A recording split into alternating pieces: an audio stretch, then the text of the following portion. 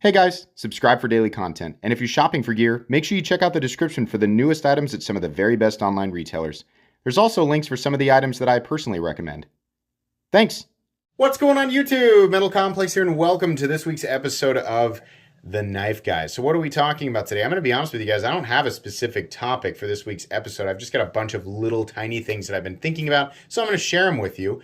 Thanks to my patrons who are supporting me. And please make sure to follow me on Instagram at metal_complex. I've been thinking about the future of YouTube knife reviews. I mean, to be honest with you, the way that I do things, the way that a lot of YouTube knife personalities, I guess, do this kind of thing, is going to very quickly become obsolete, right? And I'll continue to do it, I mean, well into when it's obsolete, right? And this is, I mean, the way that I do this channel, it's very basic, right? I don't have professional audio equipment. I don't have professional, I mean, if you could see my lighting, you would not call it professional, right? I don't have like an ultra professional way of doing this. I just have a way that works for me and, you know, that you guys either enjoy it or at the very least tolerate it, right?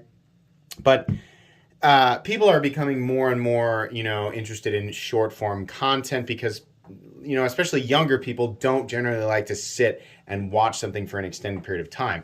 And I'll admit, as I get older, it's harder and harder and harder for me to sit down and watch a whole movie, right? It's not just people who are younger, right? Because to someone who's 20 years older to me, I am younger, right? And I have a short attention span, right? So just the same way I look at people younger than me, I'm like, they have a short attention span, right?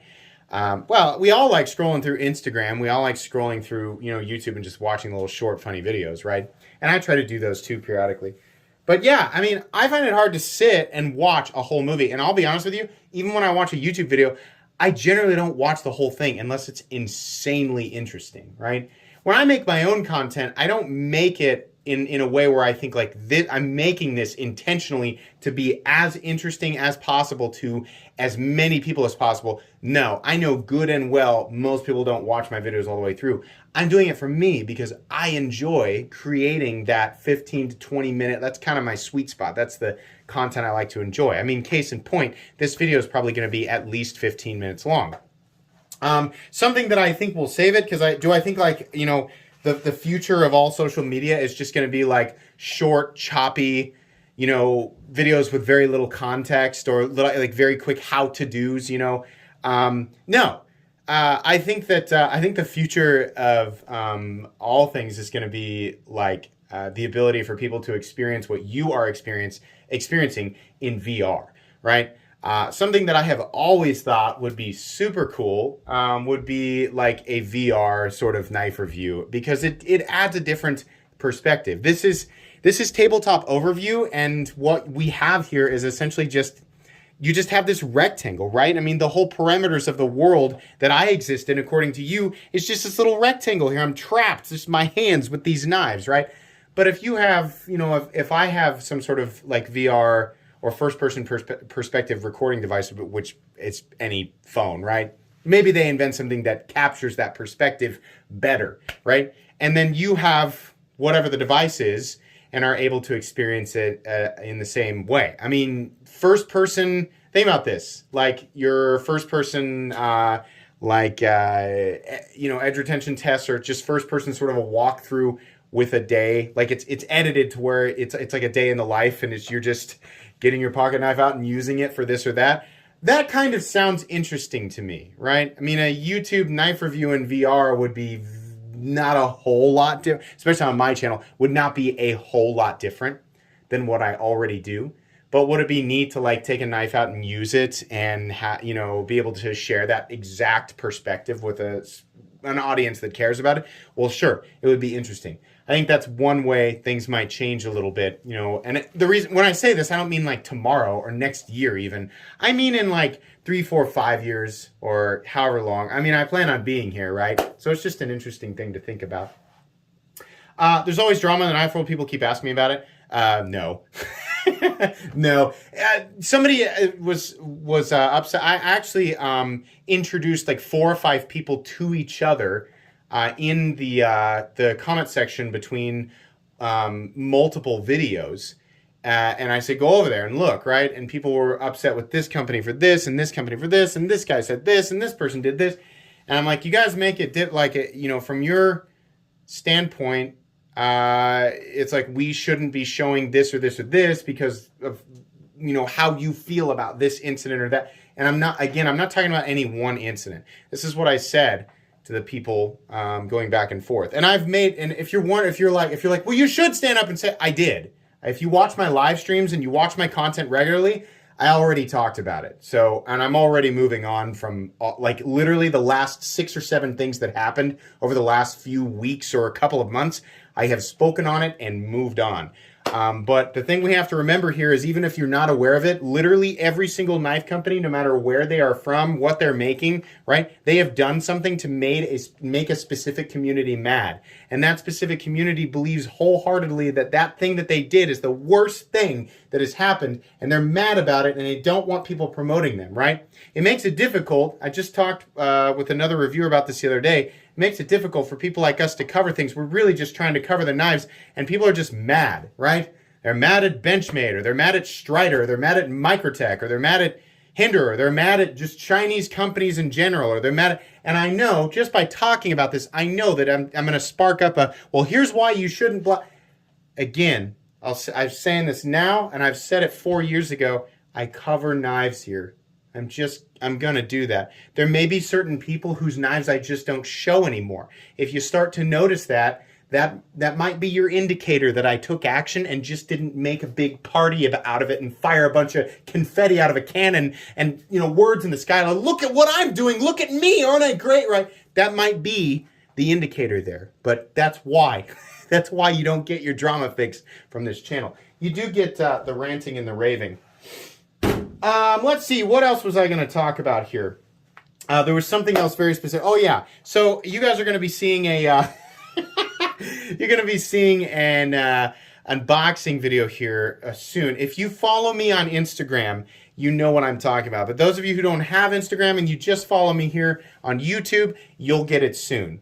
There's a knife that Riot produced here recently that is quite ridiculous. And I'm really happy that they did it. It is so completely and totally unnecessary in so many different ways. And, from the perspective of a YouTube knife reviewer, right, who tries to, like, I appreciate, a straightforward utilitarian build that has enthusiast elements. That's the kind of stuff that makes me the most happy, right? But, after reviewing, the example I'm using here is actually quite unique with the Shark Lock. This Shark Lock and, like, people, like, how much they like it, that really opened the eyes of a lot of, knife designers and OEMs. People like those ambidextrous little sliding things on the back of the spine. Even if the actual thing that locks the knife is meant for either a right-handed or left-handed person, we like stuff back here that we can, screw around with. Like, we like that. It's that little rear trigger on the spine. We like that stuff. We've actually, there's quite a few examples. They're not all exactly like the Shark Lock, but we've seen them pop up on different knives, right? It's cool. Even if it's something that's just like a lock or a lock activator, it's just sort of a switch that you use to double lock the blade out, right? So, even if the designs that are coming out are ridiculous and just so far off the path of necessary, it's something that I appreciate because it's like I've been saying, and it's like we've been hearing. Now, truthfully, I think part of this is that we are, like, the bar is constantly set higher and higher and higher, right? It's not just me and like a couple of people talking about this stuff. There's so many content creators and there's so much in our face all the time that it takes more and more and more to impress us, which is the same with any community, right? It's the same thing with all of time. There was a time where, they were like, look at this. I call it the light bulb. Holy crap, the light bulb. You mean you can just put light in you don't have to like light a candle and risk burning your house down? You can just turn a light on? Wow. Now, it's just like, yeah, neat, great. Everybody has light bulbs, right? So, obviously we didn't need that example, but that's what I'm talking about. It takes more to impress us. It takes something crazy, right? So just putting out a really, really good utilitarian design right? A knife with really good ergonomics and a deployment method that is easy to manipulate and a detent that is tuned properly. Blade steel that has been heat treated appropriately, right? Or for the general audience who's going to buy it and use it. And then a blade geometry that assists the end user in, quick and efficient work, right? Value, blah, blah, blah. All those elements, like we don't just have like 1 or 2 good options. We don't just have like 10 good options. We have like 1,000 good options, right? So just releasing something within those parameters, which is what most companies are just doing all the time, it's not really gaining much attention, right? I mean, something that would be spectacular. I mean, I can count like 50 knife designs that have come out this year that would have just blown my mind in 2012. And now I see them and I'm like, yeah, it's pretty good, right? It's run of the mill. You remember when good flipping action was like a huge deal? It was just acceptable to buy a manual flipper and it just kind of blah, right? You're like, yeah, well, that's how it works. And then ZT did the amazing detent. Everybody used to say, it's got a detent like a ZT, right? Because ZT was like the standard for a premium flipping action of titanium frame lock with a detent ball, right? Now, it better flip like that. It better at least flip that good. And it better do it for less money, right? So it really takes something crazy. So anyways, circling back around, I've been talking about this for 5 minutes since I mentioned this, Riyadh. Riyadh created this ridiculous prototype that is it's so obviously overkill, right? Massive, thick, monstrous thing with this double lug. It's got 2 like Frankenstein lugs on the blade, and you push them in and it locks it out on top of the fact that it's a frame lock. So basically the frame lock can't disengage. And then it's got this huge back slider thing that's it's not quite in the same position, back here. And you pull that down and release it and it disengages those Frankenstein lugs so that the blade can actually fall. And then there's all these like incredibly complicated milling lines, and just everything is so blown out of proportion and just oversized and unnecessary. The entire theme of the knife is just insanity and craziness. And it's so far away from your generic, imagine like the Civivi Elementum, which is arguably the most boring knife in existence, right? It is the exact opposite of the Civivi Elementum. And because of that, it will absolutely, not just because I'm going to show it, right?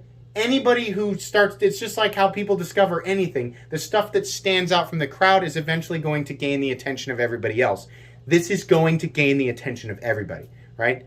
Now, in the same sense that the Riyadh Exo did, not because it was crazy and overbuilt, because it was different, right? So I'm still going to critique it because I still, elements that are important in a folding knife it needs to be utilitarian.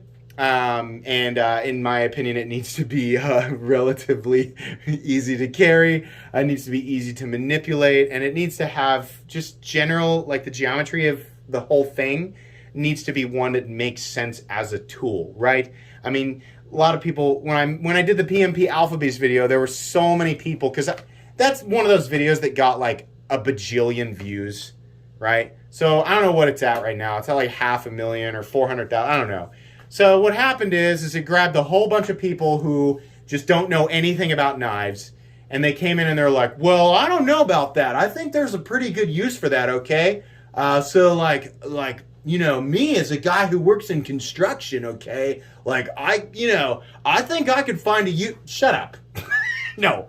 The PMP Alpha Beast is not a utilitarian cutting tool, and I just have to ignore those comments now. I'm like, this is pulling people from the nether. It's pulling people out of nowhere who just think like, oh yeah, like something that we all figured out back in 2013.